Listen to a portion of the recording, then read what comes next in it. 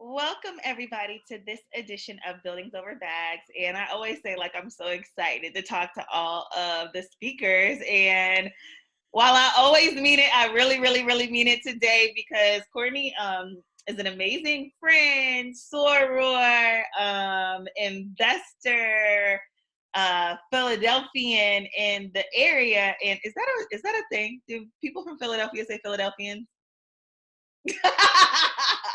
I'm like, That might be a Virginia thing. I'm originally from Virginia. I made that up. But she's from the area.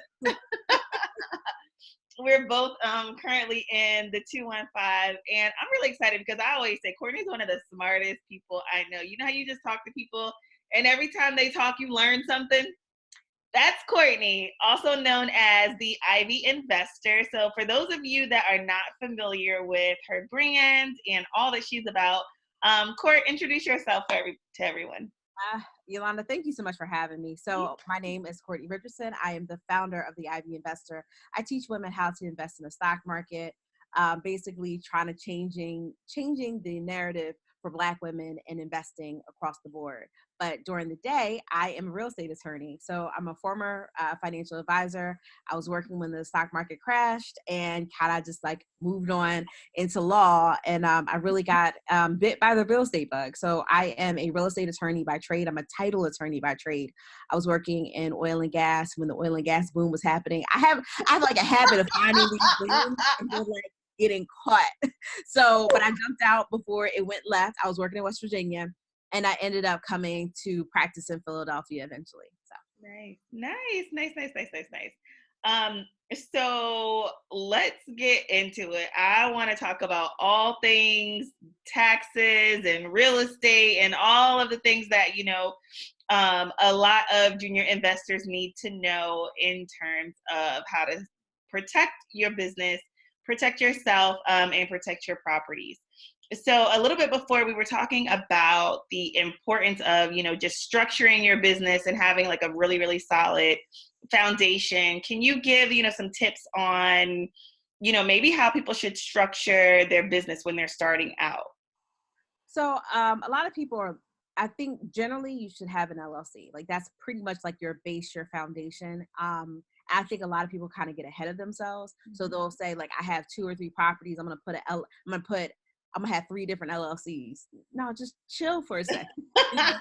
Let the dust settle. Let the concrete dry.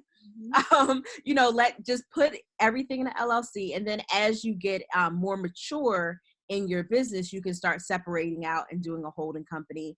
I tell people if you are going to hold, then hold in an LLC. If you are going to flip, then a flip in an S corp. So basically, an S corp is a tax designation that you can put on an LLC. So basically, with the LLC, they're all pass throughs. And what a pass through means is that if you make $100,000 in your business, $100,000 gets to you as a person. That's what the government's going to look at. They're like, oh, okay, but with the S corp, you can kind of hold some of that back. So maybe you do 150,000 in a flip, you keep 100 in the business, and then you take 50,000 as reasonable compensation to yourself. So you're basically able to save yourself some money on taxes and kind of that structure. But you got to kind of start off with baby steps. So first get yourself an LLC, but then get insurance on your property. Make sure that your properties are insured. That helps you a lot across the board. They're saying, oh, so something happens in property A, I don't want property B and C to be affected. No, you're right. But that's why you get insurance to cover those problems or those issues that could pop up. And then at some point in the future, you may say, okay, I want to do kind of carve out and then do a holding company, do some things that are fancy. Got you. So for those people that are starting out on their first, investment property and they're saying, hey, maybe I just get this in my name and then do the business part of it later. Do you think that's wise?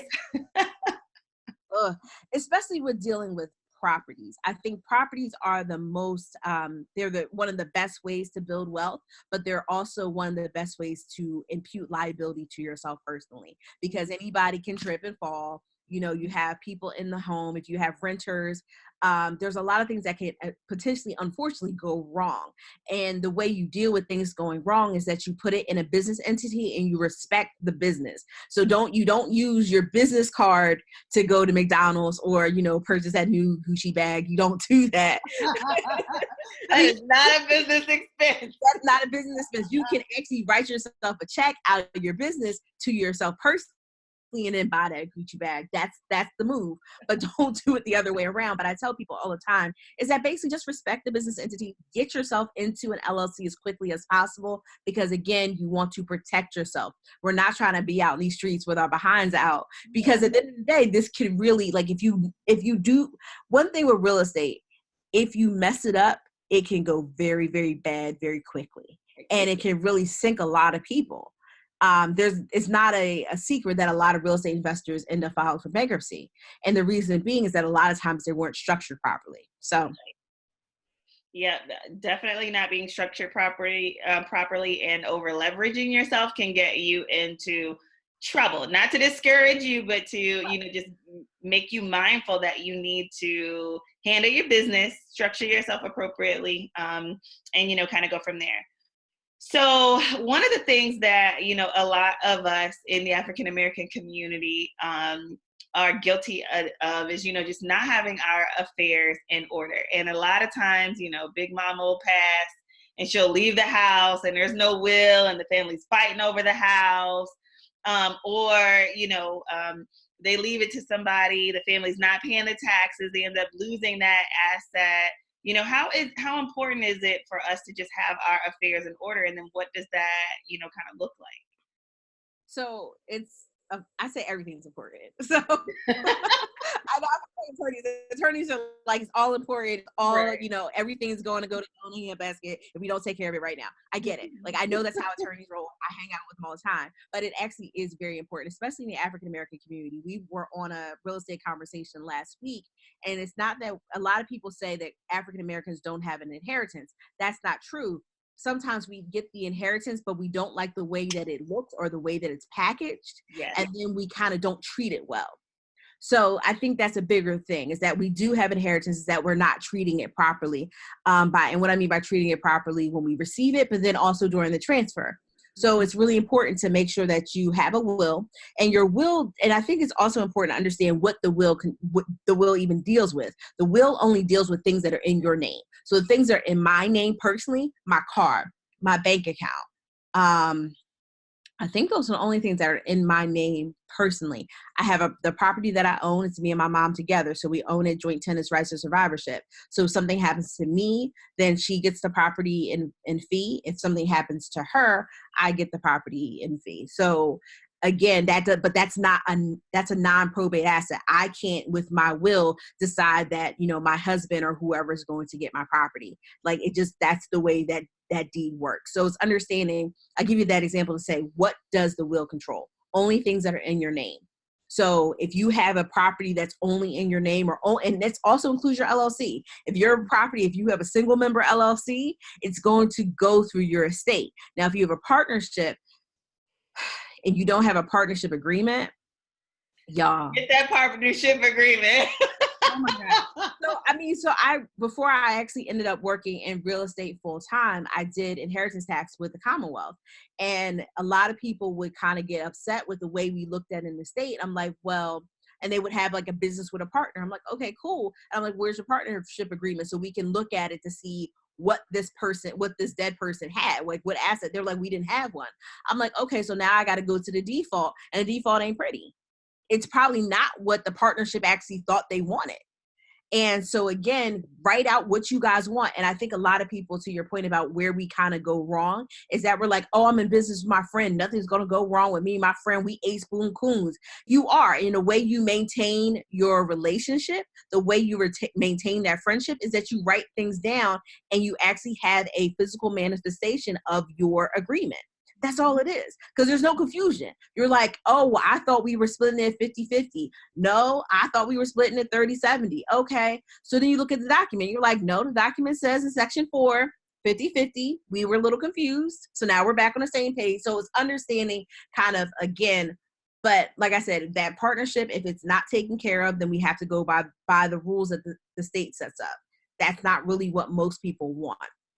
So, but that also goes through your will. So your business interest goes through your will, anything's in your name normally. Now you have your whole set of things that are what we call non-probate assets. It doesn't go through probate. We have insurance. We have real estate that's jointly held, tenants tenanted by the entirety or joint tenants right survivorship. Also retirement accounts.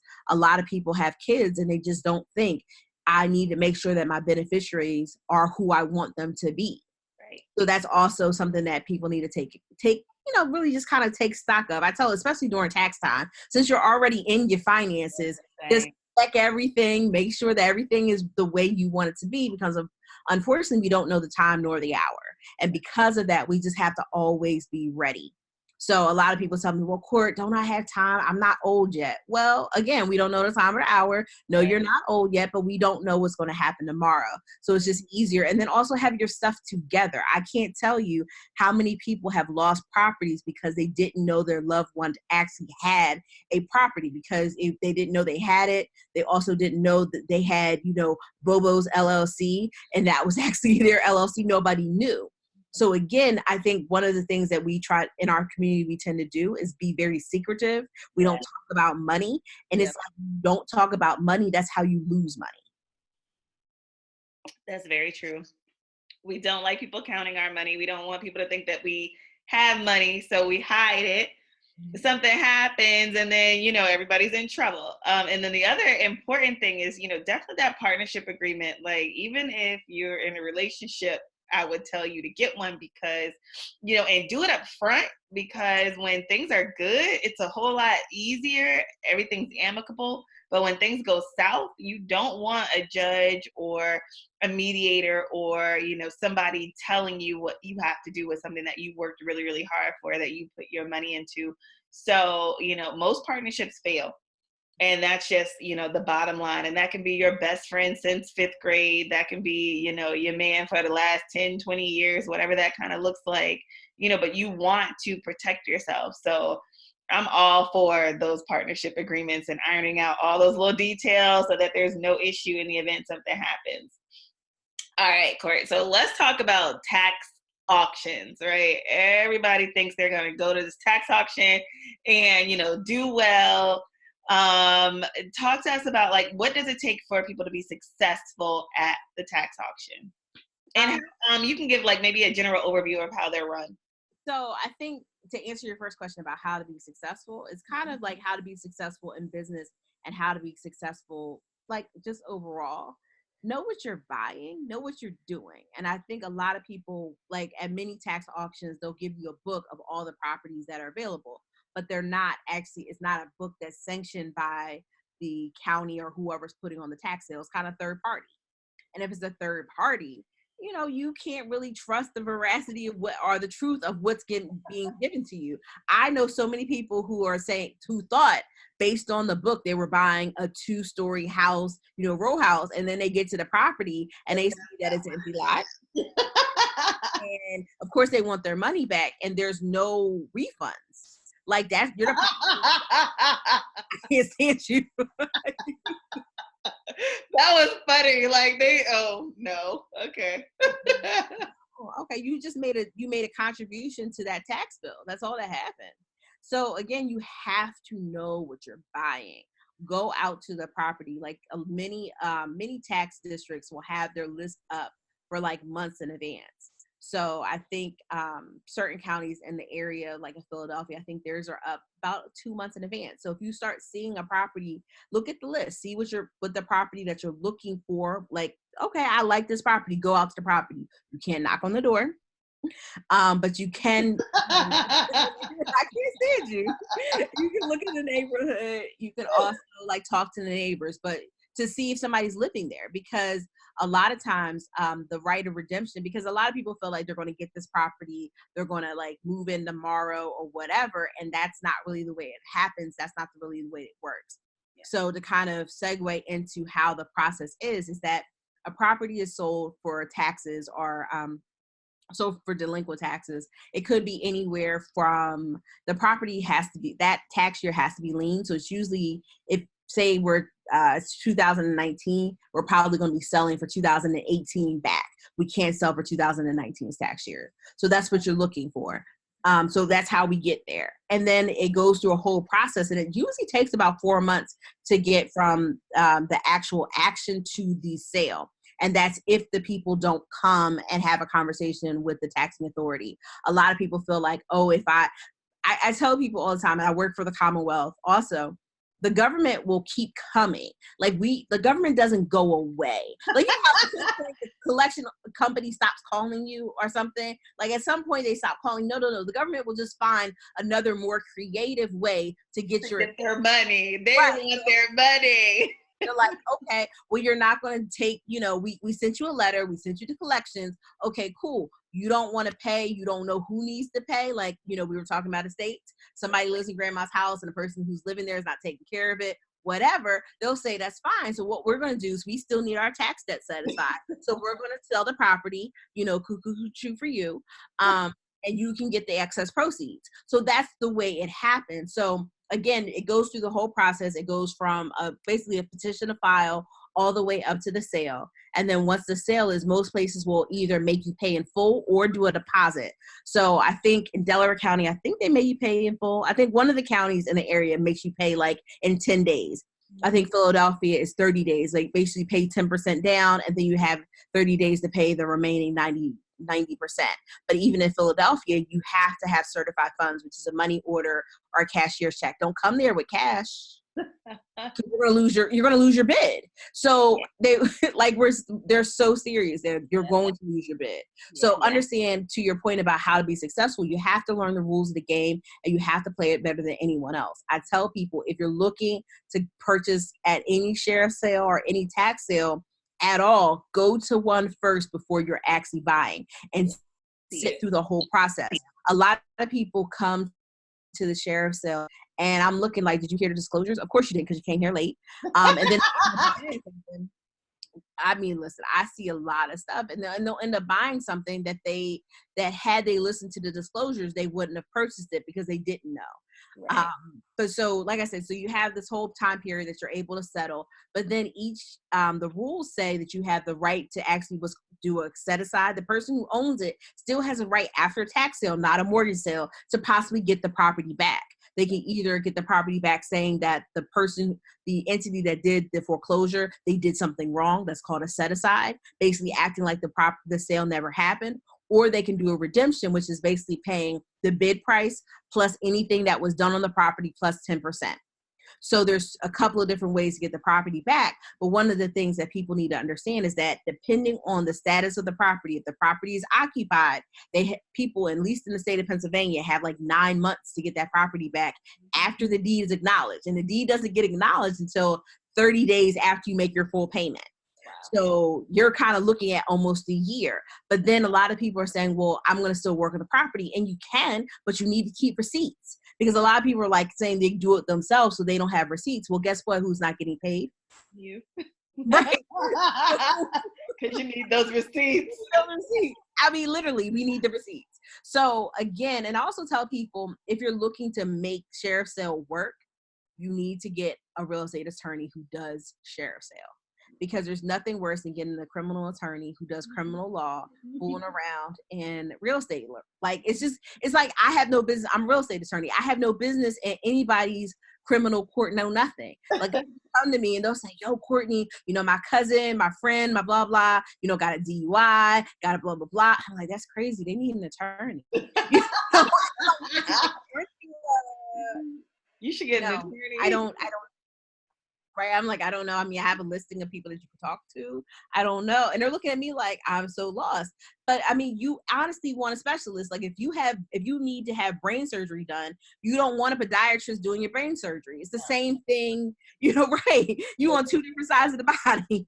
So I tell people all the time, you want a specialist. You want somebody who does this day in, day out. So get people on your team. You want an accountant. You want an attorney who knows what they're doing. Yeah. And you also want somebody who really just kind of acts as a mentor. because people feel like they can get in here and just kind of just start doing it. No. And you really, that's how you, I don't like losing money. I'm a big stock market investor. I don't like to lose money. Like I have a real serious problem. Like I'm allergic to losing money, and the way, the way I'm in the the way I basically do that is I mitigate my risk, and I mitigate my risk in the stock market by doing my research up front. I also mitigate my risk when I'm like doing any type of transaction on the real estate side by actually getting people who know what they're doing. I tell people all the time, like if you do, I mean, like for example, I'm an attorney.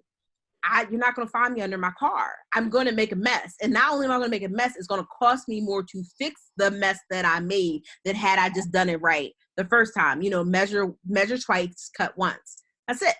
So just get that team together, understand the rules, and then kind of really kind of walk it through and understanding the rules of the county, because each county is different. You're going to want to get, like if you're doing work on a property, you're going to have to get permits. So you need to find out the permitting process for that county. Every county is going to be different, and they're going to make some different requirements. And if you're trying to be a landlord, especially in the city of Philadelphia, there's a lot of things that you have to do over and beyond what you're going to do if you just go across the way to Delaware County or Montgomery County.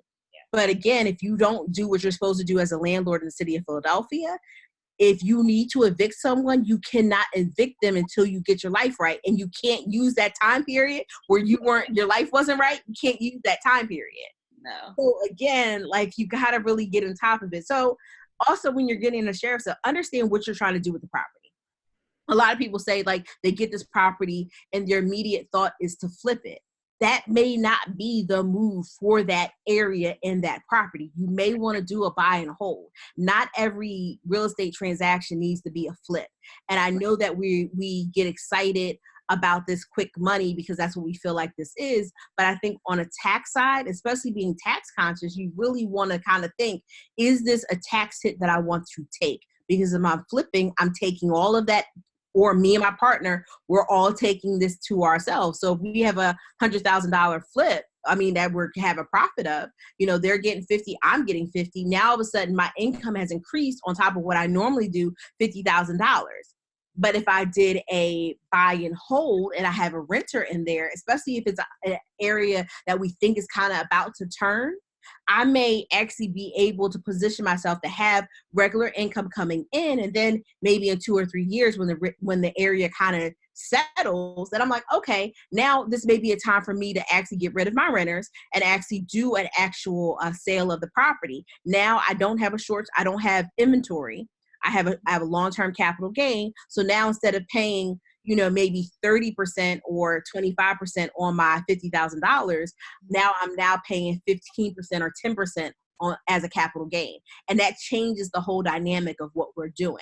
Because again, I'm allergic to losing money and I'm allergic to paying more taxes than I'm supposed to. Listen, at the end of the day, me and Uncle Sam, we just need to be even, Steven. I don't owe you, you don't owe me. You know, you go about your business, I'm going to go about mine. That's it. So I'm just trying to, but again, I mean, the IRS and the IRS tax, I should say the IRC, which is the Internal Revenue Code, is really focused on long-term investing. You're going to get better rates if you're a long-term investor. And also you have the option of doing a 1031 exchange where you never have to actually take a capital gain. You just roll over your capital gain to another property. So you can just keep rolling. I know a lot of people that just do 1031 exchanges all the time. Mm-hmm. And they can do it. You can do it with a sheriff's sale property, but you have to do it the right way. So that's also about getting your team together. So understanding that these things can be done, but they have to be structured a certain way. So it's just a lot of, like, real estate is a lot of fun. Like, I can't. I mean, I was showing Yolanda earlier that I had like this old house and this thing is giving me all kinds of problems. I sent you a picture. I was like, look at the top of the roof. But real estate is a lot of fun because you can really get your hands dirty, but there's a lot of money to be made and there's a lot of wealth to be generated, not just money to be made. And it's something that's over the long term, but also at the same time, it's something that you have that you can walk into, that you can turn a key and turn a knob. And I think there's something to be said about that. But also it's about, I tell people all the time, you got to diversify. Like, I think we look at real estate, we're like, all I'm gonna do is real estate. I'm like, player, do some real estate, but then get into the stock market, do some other things to really like, and then once you get, but that's the other thing, once you become an accredited investor, and that means that you have income that's, if you're single, it's over 250. It's 250 last year, or is it 200? I think it's 200. It's actually 200. My bad. It's 200 this year, last year, and then you have a reasonable expectation to make 200,000 next year. If you're single, if you're married, it's 300,000.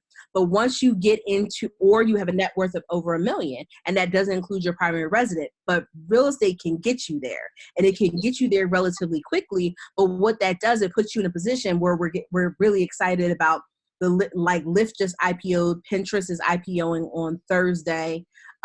Zoom, which we're on right now, is IPOing on Thursday also. Uber's IPOing sometime next month. But a lot of people are like, well, how can I get into IPO? You leverage your real estate holdings to get yourself to be an accredited investor so you can get in on the ground floor as an early investor, as an angel investor, as a venture capitalist, and then you can actually flip your money and make some more money. Because I think we always look kind of like having a really big focus on one thing, and we don't think about how can this put me in a position to win somewhere else. So let's take it down, like, elementary level for those people that don't know, like, okay, what is the IPO? I heard her say all these companies, like, what is she talking about? $200,000, girl. I'm not even halfway there, So for people that are, kind of in that space, kind of break down what that looks like.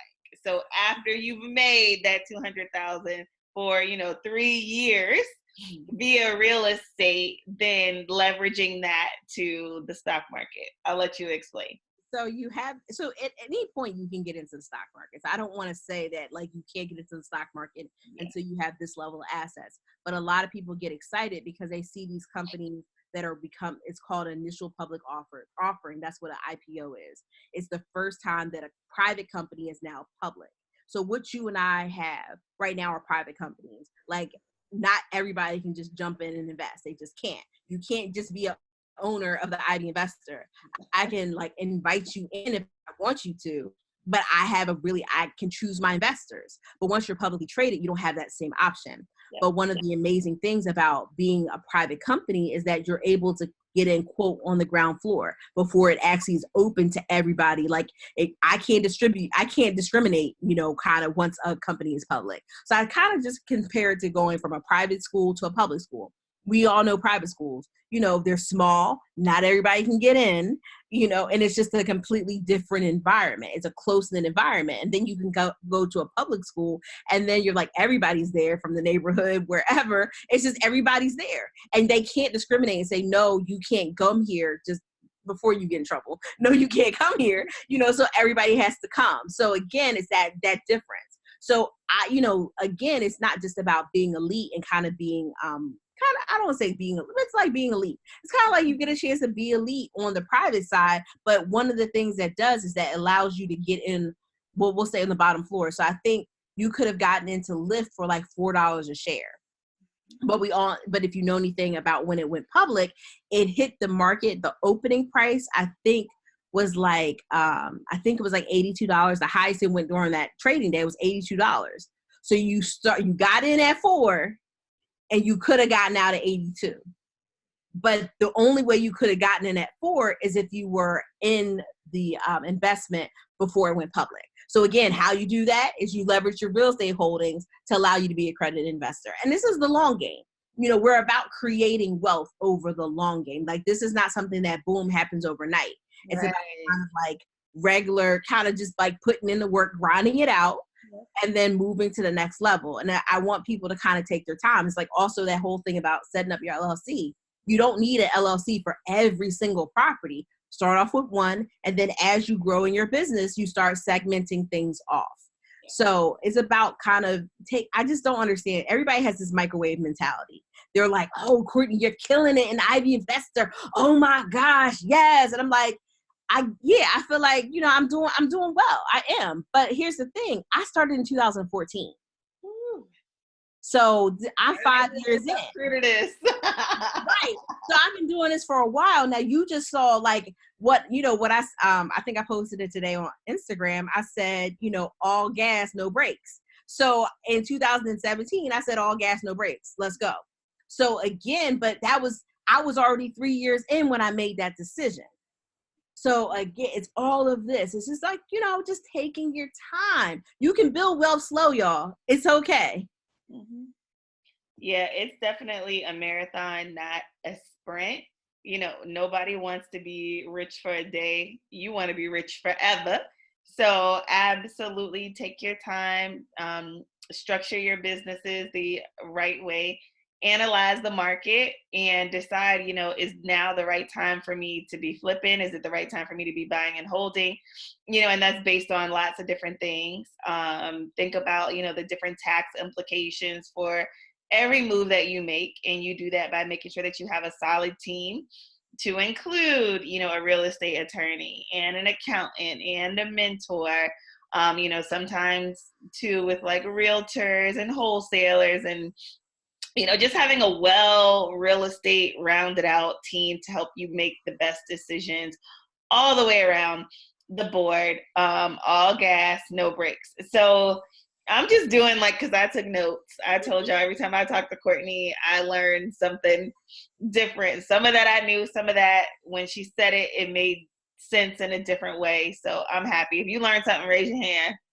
We can see you. Raise your hands. Yeah. So, what last thoughts or, just things you've seen, pitfalls,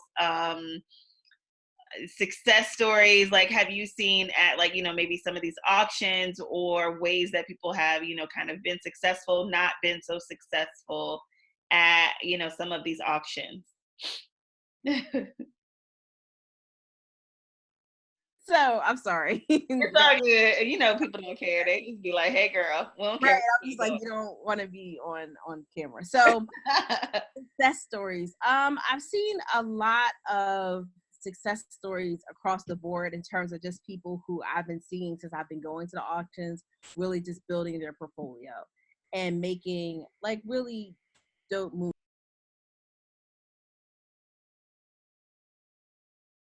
Just really making some dope moves. I've also seen a lot of people working together. I think a lot of people feel like they need to do this real estate game by themselves, but I really think it's super important to understand, again, about having a team. Yes, having a team of professionals, but actually having people that you're working with that know what they're doing. Right. So I think that's one of the really big things. Yeah.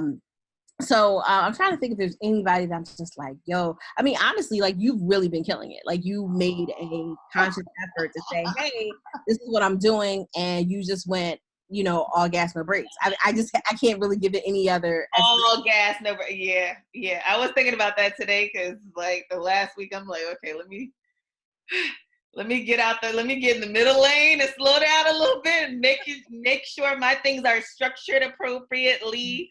And I'm making the best decisions on these next couple of deals that I have, because I'll tell you, I don't think the anxiety ever goes away. I don't think that, the nervousness or the fear, it's just, you just manage and you keep going and you do things scared. And so, I'm thank you for that. I've definitely been going ham. And when I set a goal, it's it's going to get got. And that's all there is to it. So how can people follow you, support you, find you online? So the best way is on Facebook. I'm sorry, I'm telling stories. The best way is on Instagram.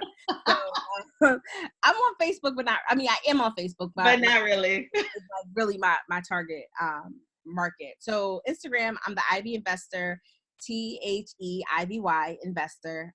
That's where I am the most. You can usually catch me on Facebook, but not really. You probably would catch me better on Instagram. That's where you, but also my website, www.theivyinvestor.com. Yeah. So, like I said, when I started, is that my night job, my side hustle, it's not even a side hustle. It just is what I do. It's my business. It's just gotten to that point. So I teach women how to invest. So this week, like I said, Pinterest is going public on Thursday. So I'm doing an IPO kind of webinar, just like a free webinar, talking like we're talking now about, because it's about really telling people about how to create wealth and understanding these things and breaking it down. And I have like pictures and stuff, because sometimes when you really kind of say it verbally, it's just like, what did she just say? Right. So have those conversations. But then also I'm a cannabis investing expert. So I talk about cannabis all the time, every day. But I'm also doing a cannabis class on Thursday live. So all of that information is in my bio on Instagram. And like I said, I mean, I do real estate. I am a title attorney by trade. So whenever people have title issues, they will come to me to say, okay, is this making sense? Do I need to clean this up? And I'm like, probably. If you have a question about a title issue, like, do I need to clean this up? You probably do. Like, I really tell people all the time, if you have a question and you're like, you're going to have to clean it up. And that's just facts, because nobody wants a title that may be litigated. Real quick. So for those people that may not be familiar with the title, can you talk about what that is, the importance of title insurance, and like that whole process too? So a title is basically just it's basically a history of the property, like who owns it, like who's owned it. And now residential properties go back 30 years. So it's like, who's owned this property? It's like the property story. Who's owned this property over the last 30 years? And during the time that they held the property, during that time period, did anything crazy happen? Did they get sued? Did they owe property taxes? Did they have any kind of random judgments against them that may be, the property may have been used as kind of being a lien against it? So they're saying, okay, you owe me $10,000. You don't have anything else. I'm going to lien your property, or I could lien your property. So that's what a title search is going to come up with.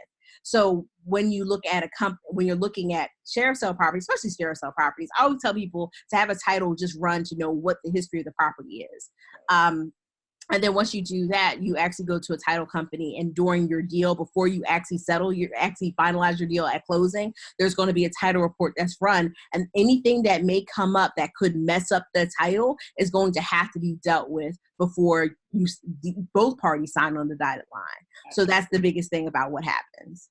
Absolutely. So I always kind of catch myself and say, let's rewind it, because it's so different when you do things on a regular basis, or when you see them every single day, you forget. And I know that there are a lot of people that are watching that are just like, who, what? I'm just trying to make some money. Right. Run that back. Let me write TITLE. So thanks so much, Courtney. So again, everybody follow, support Court. We're excited to have her a part of this conference again. Like I said, she's one of the smartest people I know. Every time we have a conversation, whether it's just in passing, whatever, I'm like, oh, Pinterest on Thursday? Where have I been? Let me write that down so I can make sure I'm in there. But thank you, Courtney. This has been extremely enjoyable, and we will see you all on the next session. All right. Sounds good. Thank you. Thank you.